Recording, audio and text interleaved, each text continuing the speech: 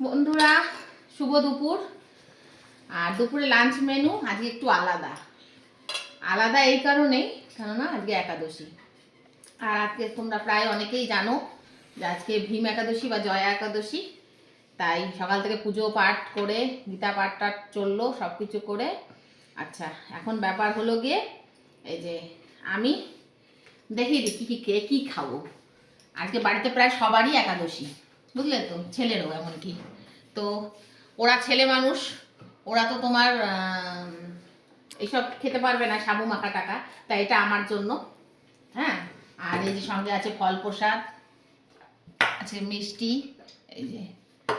আর আর তোমরা আবার বলবে টেবিলের কথা, টেবিল একদম ধুয়ে সাফ করে নিয়েছি পুরো। আর সঙ্গে আছে, এদের জন্য আছে এই যে পরোটা, সন্দক লবণ দিয়েই এগুলো সব করা।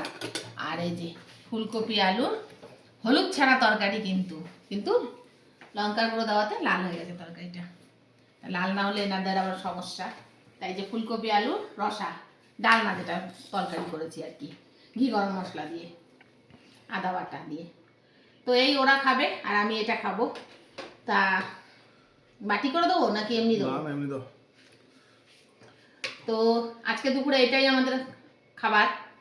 তাহলে খাওয়া দাওয়াটা করে নিই। যে যেরকম ভাবে পারে সে সেরকম ভাবে করে বন্ধুরা।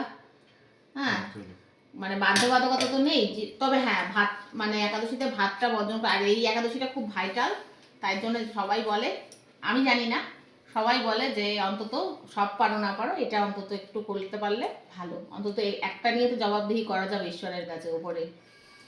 যাই হোক, তাই জন্য আমি ছেলেটাকেও করালাম যে তা এই খাবার। আর মাঝে মধ্যে চলে এক আধ দিন। আর আমাদের বাড়িতে রুটি ফুটি পরোটা পরোটা নিয়ে কোনো সমস্যা নেই নাকি? আমার এগুলো ঠিক আছে। হ্যাঁ, এ তো ভালোই খায় এসব। ছেলেও, আমার ছেলেরও কোনো সমস্যা নেই। আমার ছেলে ভাত লাগবে, ওরকম ভাত খেতেই চায় না বরং। তা ঠিক আছে, খাওয়া দাওয়াটা করে নিই। দেখা হবে খুব শিগগিরই নতুন আবার একটা ভিডিওতে। ততক্ষণের জন্য ভালো থেকো, সুস্থ থেকো।